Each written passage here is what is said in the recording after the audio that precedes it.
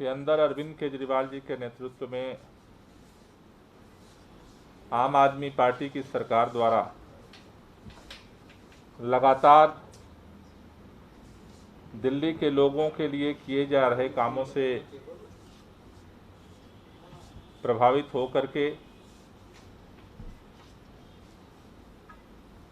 आज भारतीय जनता पार्टी के गोंडा विधानसभा क्षेत्र के अंतर्गत आने वाले ब्रह्मपुरी वार्ड 47E के निगम पार्षद राजकुमार बल्लन जी आम आदमी पार्टी ज्वाइन कर रहे हैं। आम आदमी पार्टी परिवार में इनका स्वागत है। राजकुमार बल्लन जी लगातार 4 बार भारतीय जनता पार्टी किसान मोर्चे के प्रदेश अध्यक्ष रहे। किसान मोर्चा के प्रदेश अध्यक्ष की जिम्मेदारी का 4 बार निर्वहन करने के साथ साथ मयूर विहार जिला के प्रभारी रहे, उत्तर पूर्वी जिला के अध्यक्ष रहे, साथ ही साथ एडीएमसी के अंदर 2 बार जो शिक्षा समिति है, एजुकेशन कमेटी है, उसके अध्यक्ष रहे।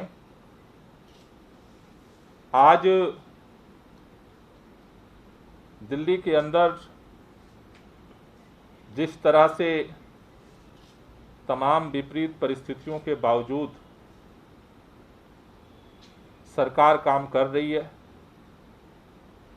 जनता के हित के लिए काम कर रहे हैं, दिल्ली के मुख्यमंत्री जनता के हित के लिए काम कर रहे हैं, लेकिन जिस तरह से भारतीय जनता पार्टी काम करना तो दूर, दिल्ली के हर संकट के समय में केंद्र की सरकार अड़चन डालती है और उससे भी जब पेट नहीं भरता है तो आरोप प्रत्यारोप जो निराधार होते हैं उस राजनीति पर उतर आती है। आज पूरा दिल्ली के अंदर इस बात का दुख है कि जिस समय कोरोना महामारी का सेकेंड वेव आई, दिल्ली के मुख्यमंत्री और दिल्ली के लोग जब ऑक्सीजन के संकट से जूझ रहे थे, सरकार से लेकर के सुप्रीम कोर्ट तक दिल्ली के लोगों के जान बचाने के लिए लगातार प्रयास कर रहे थे, उस समय पूरी भारतीय जनता पार्टी का माननीय प्रधानमंत्री से लेकर के और राज्यों के मुख्यमंत्री तक सभी पश्चिम बंगाल में चुनाव का प्रचार कर रहे थे। उस चुनाव के प्रचार के बेहोशी में उनको समझ में नहीं आया कि दिल्ली की हालात क्या हैं, दिल्ली में के लोगों की जानें कैसी जा रही हैं, हॉस्पिटल में लोग कैसे तड़प रहे हैं, कई लोगों की ऑक्सीजन की वजह से जान गई। कोर्ट ने संज्ञान लिया। आज उनकी नींद, कुंभकर्ण की नींद जागी है। अब कह रहे हैं कि वो भी झूठा, कमेटी का भी झूठा प्रस्ताव सामने ला करके एक झूठा निराधार आरोप लगाने की कोशिश कर रहे हैं कि दिल्ली सरकार ने तो जरूरत से ज्यादा ऑक्सीजन मांगा था। इससे शर्मनाक बात कुछ नहीं हो सकती थी। जो लोग दिल्ली के लोगों के वैक्सीन लगाने के लिए हमने कहा दिल्ली के लोगों को वैक्सीन दीजिए, जब दिल्ली के लोगों को वैक्सीन की जरूरत थी तब वैक्सीन विदेश में भेज रहे थे।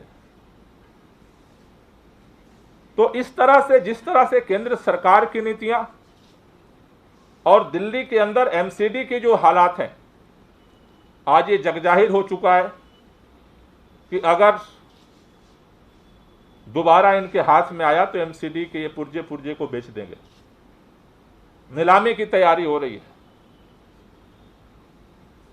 तो ऐसी परिस्थितियों में न सिर्फ आम आदमी पार्टी के लोग बल्कि कांग्रेस के पार्षद कुछ दिन पहले सदर बाजार से ज्वाइन किए और आज भारतीय जनता पार्टी के वर्तमान पार्षद राजकुमार बल्लन जी ज्वाइन कर रहे हैं। और हम सबका मकसद एक ही है कि जिस तरह से दिल्ली सरकार में बदलाव आने से काम की गति बढ़ी है, एमसीडी में भी बदलाव हो और एमसीडी के अंदर काम की गति बढ़े। तो आज मैं राजकुमार बल्लन जी का पार्टी में स्वागत करता हूं और मैं चाहता हूं कि राजकुमार बल्लन जी आपके बीच में अपनी बात रखें। नमस्कार जी, बहुत बहुत आभार आपका माननीय गोपाल राय जी। आपने मुझे आम आदमी पार्टी को परिवार का हिस्सा बनाया और आज मैं धन्यवाद करना चाहता हूं गरीबों के मसीहा और एक अंतर्राष्ट्रीय स्तर पर एक विश्वास पैदा करने वाले अरविंद भाई केजरीवाल जी का, जिन्होंने पिछले गत वर्षों से उन लोगों में अपना विश्वास जताया जिनको पिछड़े गरीब निर्धन लोगों को, जिनको विश्वास की बहुत आवश्यकता थी, वो राजनीतिक क्षेत्र में अपने को ठगा महसूस कर रहे थे।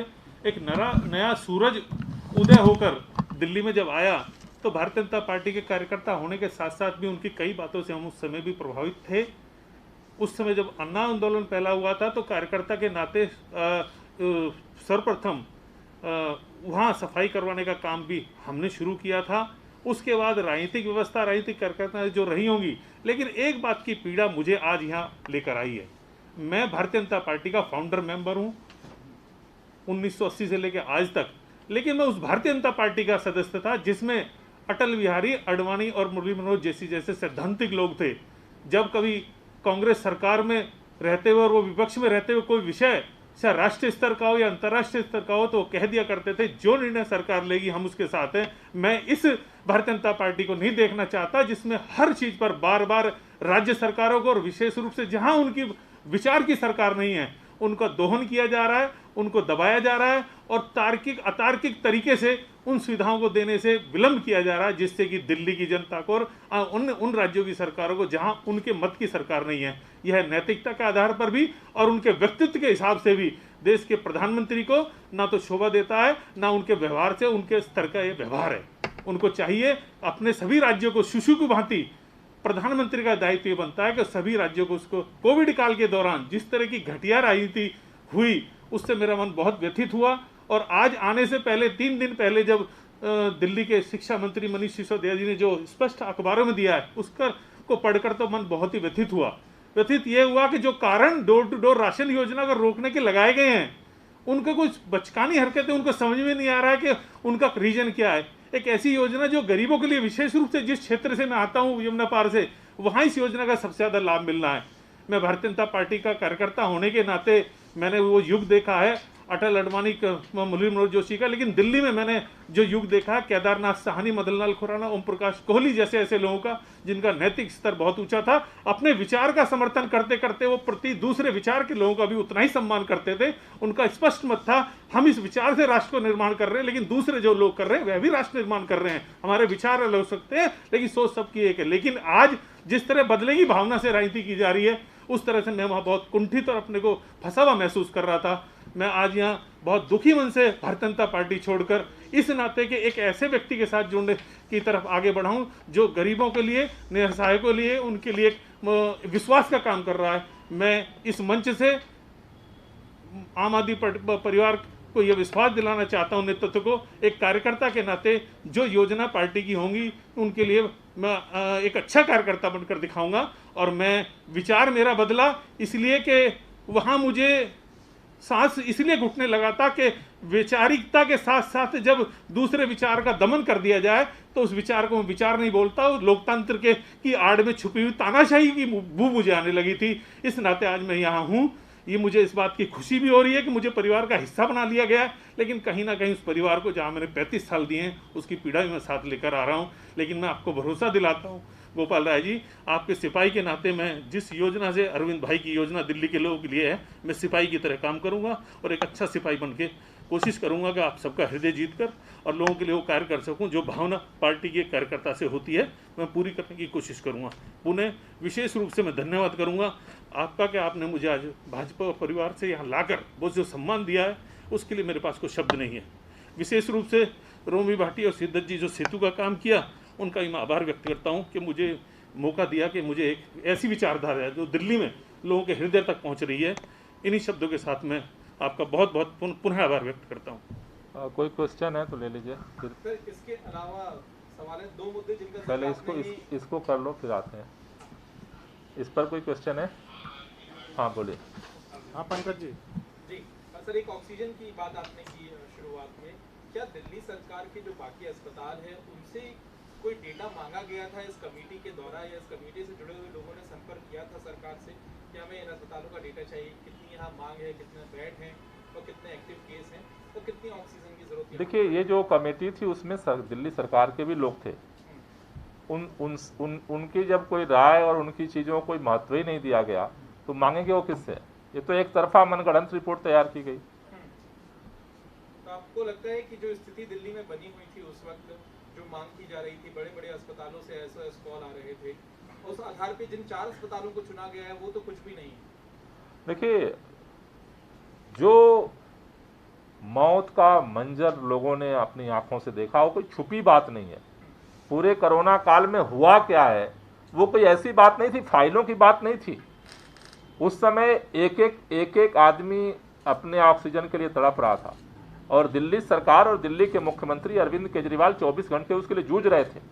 इनको इसलिए समझ में नहीं आया कि उस समय इनको तो बंगाल का चुनाव दिखता था, इसलिए वो समझ ही नहीं पाए दिल्ली के लोगों की पीड़ा। अब किसी ने ज्ञान दिया कि नहीं ऐसे कर लो। अरे भाई, पर्दा डाला जा सकता है लेकिन कितना सच छुपाओगे? मुझे लगता है कि ये बहुत ही नीचे की स्तर की राजनीति है और कमेटी अगर बनी थी तो कमेटी के सभी सदस्यों की राय, फैक्ट, तथ्य के आधार पर आप रिपोर्ट बनाइए, उससे दिक्कत क्या है? लेकिन केवल इसलिए कि अरविंद केजरीवाल को बदनाम करना है, इसलिए झूठे तथ्यों के आधार पर आप रिपोर्ट बिना कमेटी के लोगों की राय लिए आप बनाए हो तो ठीक नहीं है। सर, एक आप अलग-अलग वैक्सीनेशन सेंटर खुद भी जाते रहे हैं और दिल्ली में जो वैक्सीन मिलती रही है उसके तथ्य भी सबके सामने हैं। कोवैक्सीन जो वैक्सीन है, इसका पहला डोज जून के महीने में किसी को नहीं लगा है, क्योंकि पहले डोज जिनको लगा उनको दूसरा डोज लगाना जरूरी था। क्या इसकी एक वजह और आप मानते हैं? क्या वैक्सीन की कमी दिल्ली में रही इसलिए पहला डोज लोग नहीं लगवा पाए? लोग मजबूरी में दूसरे डोज लगवा रहे हैं। नहीं, दूसरे डोज नहीं तो पहला जो भी वैक्सीन लगवा रहे हैं। हाँ, दूसरे जो डोज लेगा वही पहला होगा। हाँ जी, हाँ जी। देखिए, दिल्ली के अंदर वैक्सीन की कमी तो रही है। हमने जब वैक्सीन की शुरुआत हुई और उसके बाद हमने दिल्ली के सभी स्कूलों में व्यवस्था बनाई, हर वार्ड में हमने सेंटर खोले, लेकिन सेंटर तो हमें बीच में रोकने बंद हुए क्योंकि हमारे पास वैक्सीन नहीं मिली। तो मुझे लगता है कि देखिए, केंद्र सरकार कोरोना के लेकर के, चाहे वो ऑक्सीजन हो, वैक्सीन हो, इन सभी मामलों पर पूरी तरह फेल साबित हुई है और अब उससे मुंह छुपाने के लिए जिस तरह से निराधार वो कोशिश कर रहे हैं, मुझे लगता है उसकी जगह अभी भी वक्त है कि सरकार सचेत हो और आगे जो तीसरी लहर आने वाली है उसके लिए तैयारी करे। उसके लिए तैयारी करने से समाधान होगा, पीछे के अनावश्यक और निराधार तथ्यों पर केवल बयानबाजी से समाधान नहीं होगा। दिल्ली को पर्याप्त वैक्सीन मिलनी चाहिए। निश्चित रूप से मिलनी चाहिए, सबको मिलनी चाहिए। धन्यवाद सर। हाँ तो पक्का दे दो।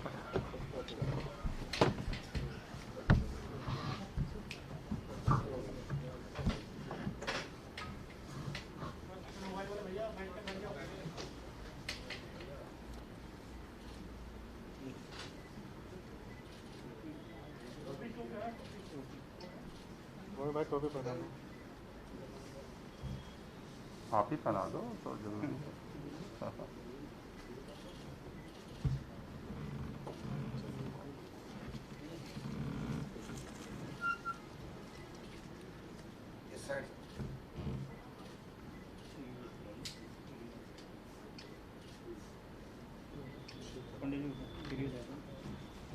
Thank you.